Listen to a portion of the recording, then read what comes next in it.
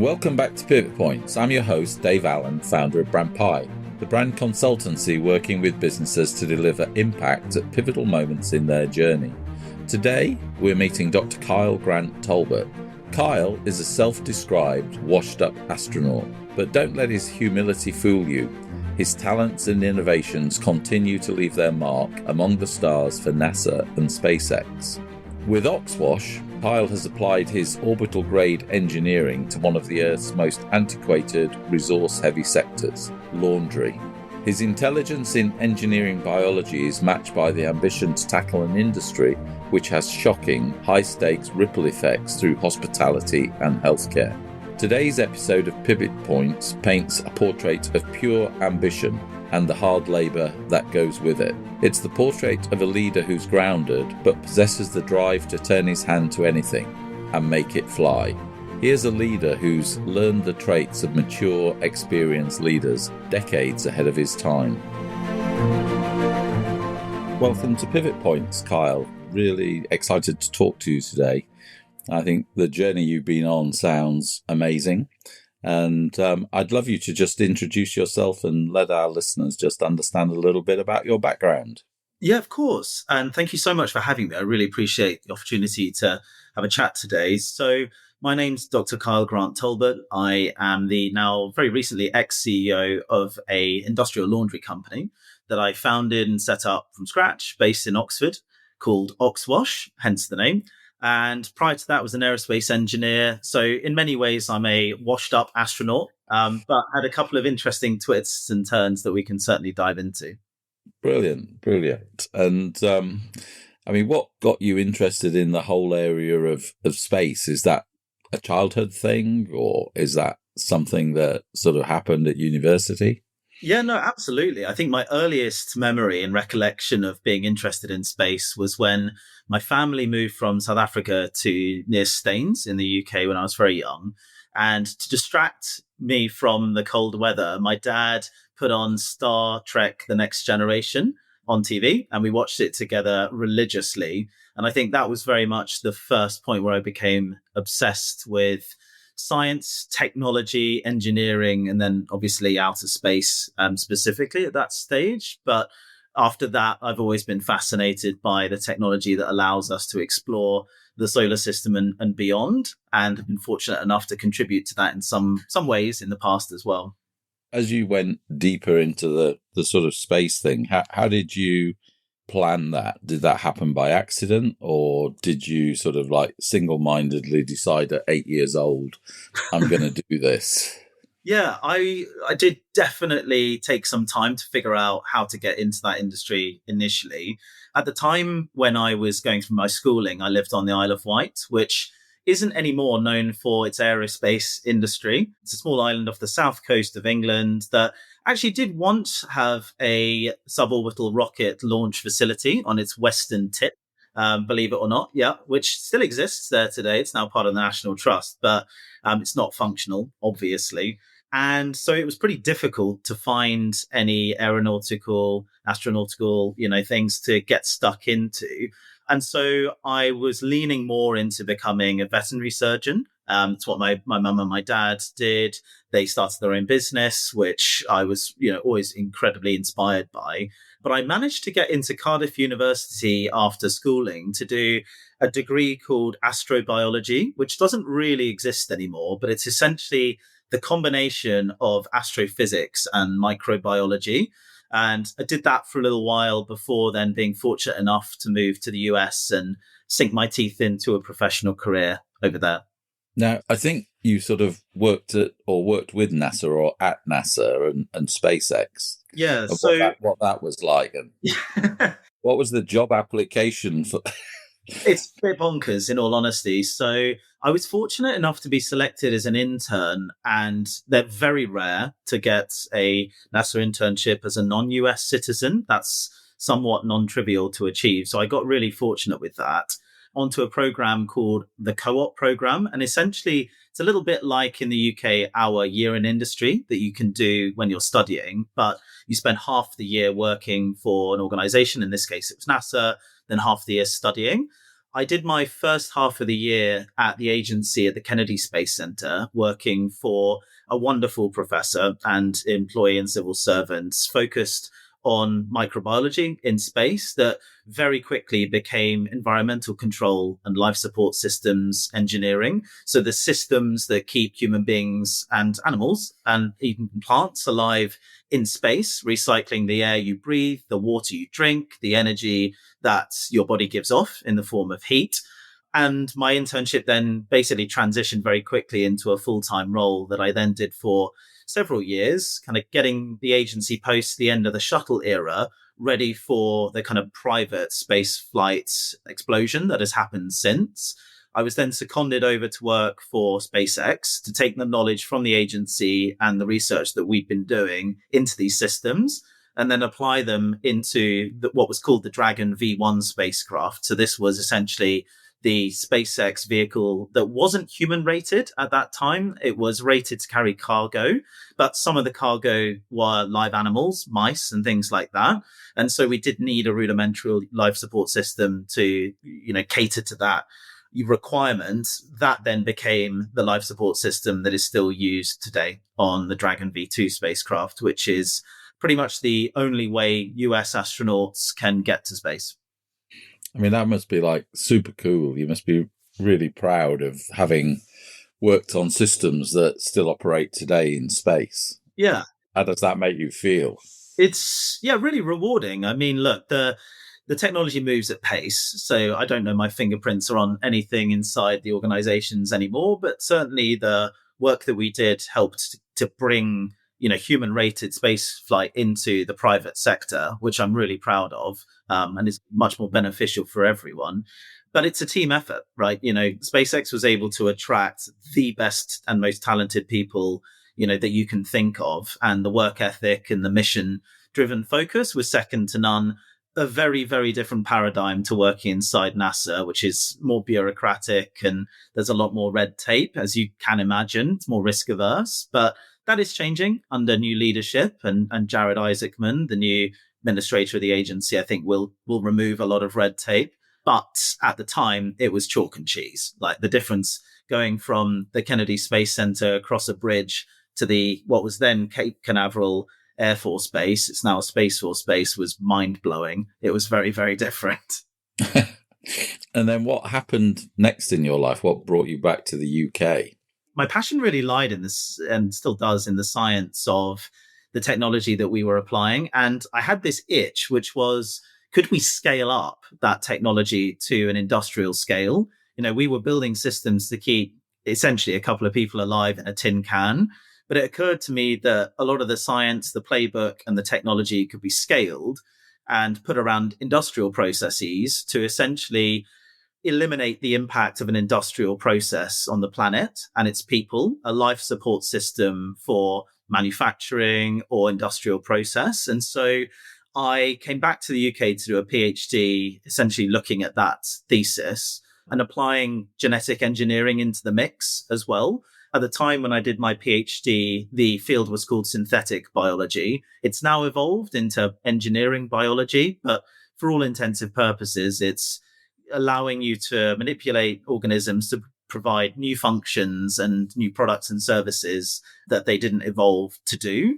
And we applied that to industrial laundry of all things, hence the company that I span out and started from my work at SpaceX, NASA, but then also my PhD. And we decided, let's put our money where our mouth is and build the business that adopts these technologies and shows that it can be done.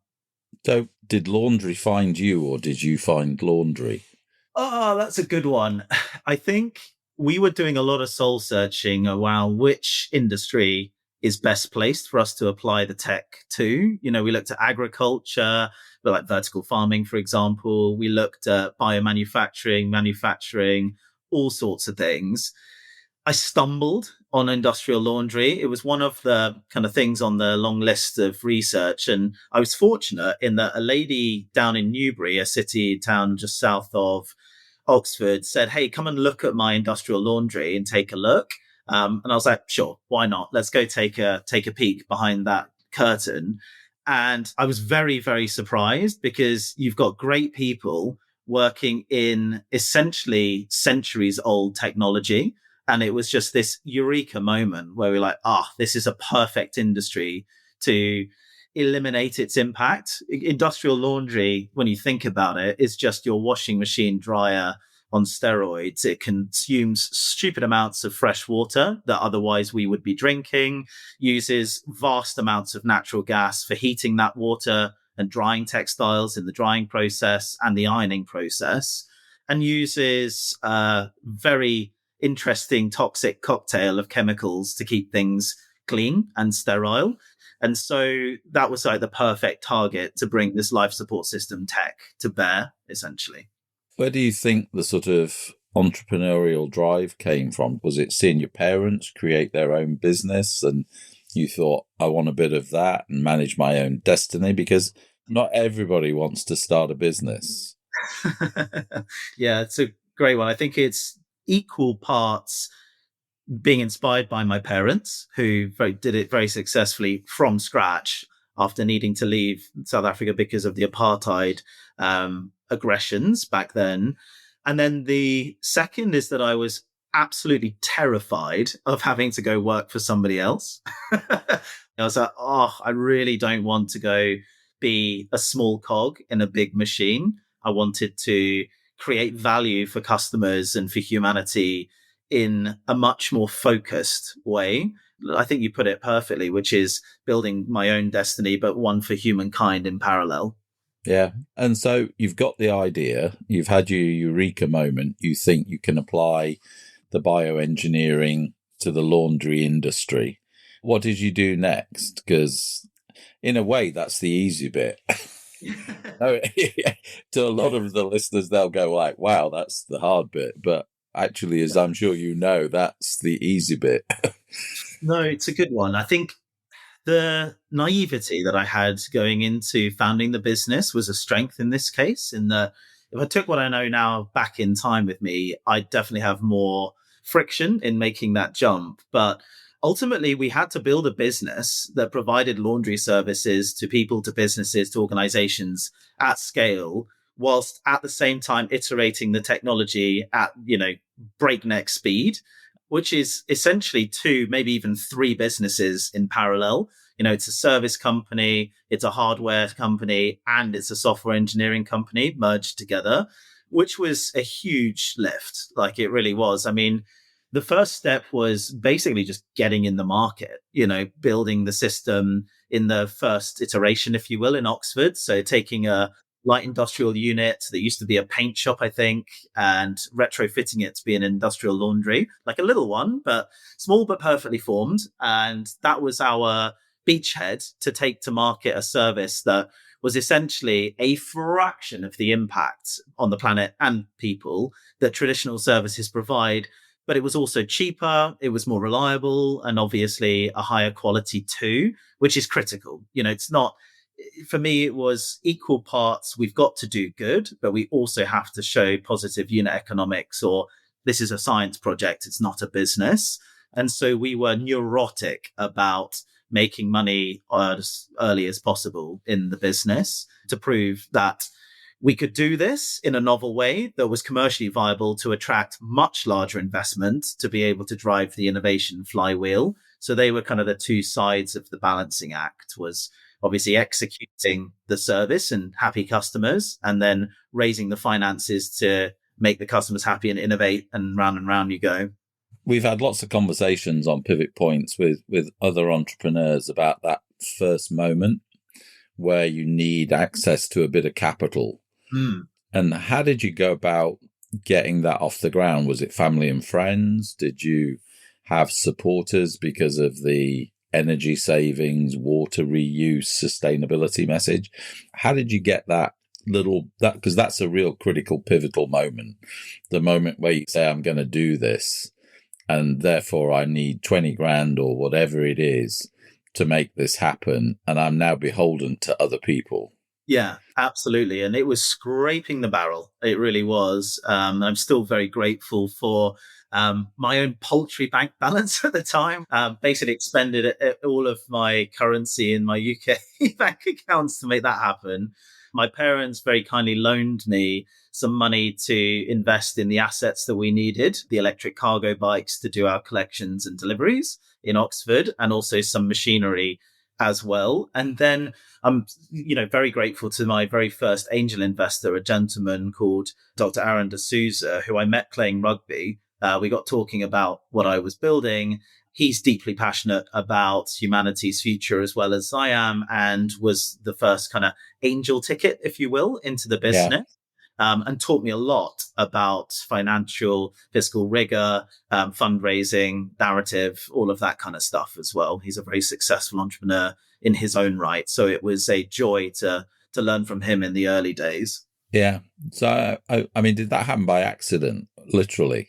A little, in all Yeah, honesty. yeah. Yeah, Yeah. I don't think I was kind of on LinkedIn blasting out cold emails to people that looked like they might have a few pennies. That came, don't get me wrong, like that absolutely came. But that Yeah. initial stage, it was more fortuitous, I guess, than anything. I mean, for me, I didn't want to just raise money to burn it. It was really critical that we got paying customers like as soon as possible. I actually had paying customers before I'd even spent a significant amount of money in the business, just to make sure that there was actually a market for our service here. Otherwise, it's a pit, right? And you were literally going around on bikes collecting laundry Yeah, in those yeah, first phases. That's a bit like sofa surfing, isn't it? I guess for, yeah. for the guys who are doing a tech business in a garage, they Well, just can't exactly. afford to live anywhere other than their sofa. But You've got that it. you got to do the work, haven't you? Yeah, I had this novel cargo bike that was shipped over from the Netherlands. So think a bike extended with a big box on the front that you sit Yeah, behind. I know the bike. Yeah, you probably people may see them. They're kind of kids carriers. And I had to park it outside my kind of tiny little house that I was renting in Oxford and bolt it to the lamp post because I was terrified that God. somebody nick it. Yeah, exactly. And then after my PhD studies, because I actually started the business 1 year before finishing my PhD. So I was running the business and doing my PhD in parallel, which was a near death experience, let me tell you. But I would basically finish in the lab, get on the bike, go around collecting dirty laundry in the evening, washing it overnight, getting back on the bike in the morning, getting it back to customers, and then back into the lab. It's at kind of 8 a.m., which was crazy, very little sleep, but exhilarating at the same time, right? It's really rewarding. And do you think that's the sort of dedication, drive that you need to start a business? Because I talk to people, I go, like, it's 24/7. Yes. Yeah. You're not going to build a business without putting the hours, the energy, the drive in. Yeah. You're absolutely right. It's not a 9 to 5. It is absolutely full time and you have to love it. And you have to be slightly insane as well, I think, and neurotic about your customers and that centricity around their needs as well. So many businesses fail because great product, great technology, but that go to market and the product market fit is lacking. And people kind of just stop respecting their customers. But I was always neurotic about making sure that they had a good experience, following up with them, building relationships with them. And I found that really rewarding. But you're right. You Yeah. have to be the end of a WhatsApp line in case they need you, whether that's night or day. And that's just the gig. When did you take on your first employee and what did that feel like? Yeah, that was so exciting. It was, I remember it well. I couldn't ride the bike all the time anymore. Needed a courier essentially to ride the bike, and I had kind of two employees that joined pretty quickly that were local bike couriers that joined, and they were great, really really fun guys. Built like nails. Like in the winter when they joined, it was raining sideways, like -2. They look like, a Navy SEAL on a cargo bike with Gore-Tex gloves. And I remember this. They used to tell me the secret was Gore-Tex socks. And I was like, but they were phenomenal. And I'm still really, really thankful that they took the punt to join. Because we're at that point a startup, still finding our feet. We're not an established business, and they were the first two employees that joined me that did all the logistics. But I remember I was really surprised because they were so passionate about the success of the business, but I would catch them, when I went into what was then a shipping container that we were operating out of in a storage yard. I'd see them like doing the paperwork, like doing customer service, like just taking the initiative. And I was like, these guys are perfect. Someone goes that extra mile and has high agency. And that was an epiphany for me. I've always looked for people like that since, that don't wait to be told what to do. They're like, I'm just going to figure it out. I'm going to get on with it. I'm going to add value. So they were my first two employees in the business. And then how fast did the business take off from that point? What were the sort of critical moments as you developed the business, and any learnings that you found that would help somebody else who's going down this path? Well, we had essentially kind of three, I would say, exponential growth spurts, and then we subsequently a period of like a plateau or a pivot. The first was when we hit the market at the build of our first industrial facility, which was about 1,000 square feet, nothing massive, but highly effective and efficient. And that filled up within like 4 months. We were having to start operating that round the clock. We thought we would run kind of an 8 till 4 shift and then, shut down the facility overnight and then run the next one. But within half a year, we were running that thing 24/7, really sweating the asset, which was a learning curve, let me put it that way. And there were a few wheels that fell off the train that we had to try and weld back on, mid-flight, if you will. So that was the first one. The second was then after we raised some venture capital, it was then the expansion of the business out from just Oxford to the wider UK. And we put up plants in Cambridge and in London, in Battersea specifically. And then that grew very quickly as well until COVID. And then we had to do a massive pivot, as you'd expect. Like it's the big thing that everybody talks about. But for us, our pivot was moving out of the consumer service sector, i.e. washing people's clothes, into washing very large enterprise organizations' textiles. So from, washing Joe Bloggs' sheets, clothes, and his girlfriend's knickers to washing tons an hour of towels, sheets, scrubs, gowns for hospitals, hotels, military bases, things like that. And so we had to raise a very large institutional round of financing to build our first of a kind industrial laundry facility, which was kind of 30,000 square feet, quite a different scale than the initial plants. And then that grew at roughly a 7x year on year for the first 2 years that we were operating it, to the point where it was pretty full and again running around the clock. So you kind of have those three phases, I guess. My advice to people as you're going through this is twofold. One is to stop and smell the roses and enjoy those phases, because they don't happen ad nauseum. They will absolutely come to an end, and you have to bank the good vibes that you had through that process to then carry you through what comes afterwards, and essentially the refounding moment that comes after that. And then the second is to not be afraid to rip up everything that you've done previously in the business and literally go completely back to square one. For us, that was at one point we were running 4 laundry plants, one very large flagship industrial facility, and then 3 smaller satellite ones. And we just decided that's absolutely insane. We're going to have to depreciate all of the old facilities and all of the old customers and everything, and just go all in on the industrial sector because it was more profitable, higher impact, and just generally had more legs to it, more scalable as well. And so, we had to rip up the old playbook and kind of put it in the recycling bin, which was both terrifying, but also very refreshing for the team. Yeah, they're the 2 pieces of advice I would give for sure. And in terms of the way you built your brand, OxWash, and you attracted the more industrial scale clients, what was your pitch?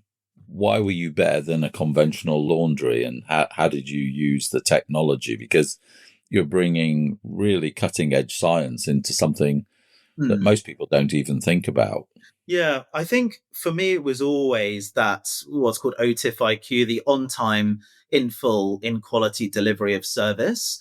And just going to give you a quick view of the industrial laundry sector, what people don't typically realize at scale is that all of the hotel bed sheets, towels, dressing gowns, and things that you use when you're in a hotel are not owned by the hotel. They're owned by laundry companies and rented as a service, if you like, textile as a service to customers. And so we have to deliver as an industrial laundry service, on time in the morning or the evening when they need the product clean, ready to arrive and ready to go on beds. It has to be in full. If they need 1,000 bed sheets, you've got to give them 1,000 bed sheets. Otherwise, there are beds with no sheets and you're cancelling bookings, which is insane. And in the healthcare sector, that can be cancelled surgeries, right? Which is really dangerous. And it does happen. Thankfully, not from our impact, which is something I'm proud to say. And then the final one is inequality, which is, you need these items to arrive clean, obviously, disinfected, which is the big key part of the healthcare setting. If you've just had surgery, you go onto a ward and into sheets that have not been disinfected, you can become infected from your sheets in something called a nosocomial infection, which is terrifying and does happen. And so making sure that things are stain-free visibly, crease-free visibly, but microscopically free of bacteria, fungi, and all other forms of germs was the absolute non-negotiable. The OTIF IQ, what we offered customers. And frighteningly, our competitors were pretty poor at this. And we weren't perfect. Nobody is. But we really prided ourselves on being much better than the industry at those basics. Now, the emergent property of our technology, as you've highlighted, is that it is vastly more sustainable than traditional practices. But the focus of the technology was always to bring down the cost of cleaning and enhance the efficacy of cleaning textiles, not just to remove carbon emissions, water consumption, toxic chemicals. Those things happened, and we were really, really passionate internally about doing that. But it was done with an eye to make sure that the technology, when combined together, yielded unit economics that were just vastly superior to the status quo in the industry, which is why we were able to grow so quickly. It was why ultimately the business was acquired by one of the world's largest industrial laundry groups. So we were very proud of that focus on impact reduction, but operational delivery and excellence as well. Let's talk a bit about, you've created something in your own likeness. It's your baby. You brought it to life. You brought it to be a teenager. And then suddenly you decide, let's sell it. That must have been quite an emotional decision. Yes. Yeah. And still is, right? It wasn't that very long ago. At the time of recording this, it was nearly 3 months ago now, which is, both yesterday and forever at the same time. It was timing, I think, more than anything else. The business was at a stage where we'd always had conversations with potential partners around acquisition. We were at the stage internally where we were raising a very large financing round to essentially copy and paste our industrial laundry blueprint into joint venture industrial laundries globally. So large hotel chains, large military contracts, and interestingly, and also hospital groups that want their own laundry that serves them exclusively, or a small cohort of customers, was something that we had a lot of traction with. We were able to bring them and showcase the facility we'd built. And they said, great, I want one. How quickly can you build me one in? Oh, honestly, we had a pipeline of a decent amount in the UK, kind of 7 to 8 plants in the UK, but also a large pull into the Gulf region. So Abu Dhabi, Riyadh, Jeddah, and obviously Dubai as well, and Sharjah too, which is a very fast growing hospitality market that's consuming a lot of laundry, right? So that was the strategy that we were executing a fundraise alongside. And we were raising both equity and essentially infrastructure debt to go and build these plants. And the infrastructure providers said, go and find some large industrial laundry party to come on board as a minority investor to lend their experience of operating networks of large laundries. So we said, great, we'll go out and have that conversation with the market. We had a lot of contacts, so we started to do that. And the industry basically said, we're not interested in becoming a minority shareholder, but we would be very interested in having a conversation about a majority shareholdership, purchasing the entire operational and kind of technological base of the business. And so based on some headwinds that we had with the fundraise, we kind of lent all in to that kind of M&A strategy. And that eventually led to the acquisition of the business. But in all honesty, I think the timing was that when we were raising this institutional infrastructure capital, there was a massive cool down of green investment and financing for infrastructure projects. Most of that capital was still is going to data center construction for AI companies. And so that green infrastructure pool just dried up kind of almost overnight. So it was fortunate that we also had the M&A strategy running in parallel at that time to be able to just focus on that, in all honesty. Do you think you're much more excited by getting it going, making it work? That first phase of getting a business and proving your idea functions than, in my mind anyway, others would say differently, but in my mind, the slightly laborious task of scaling it and doing it again and again and again and just making it bigger and bigger. Do you think there's two different types of people? Because I find it hard to go from the first phase to the second phase myself. Yes, no, you're right. And typically people fall into the camp of the 0 to 1, like the nothing to something, and then replication of the something to the many. And I think that for me, I really enjoyed the transition.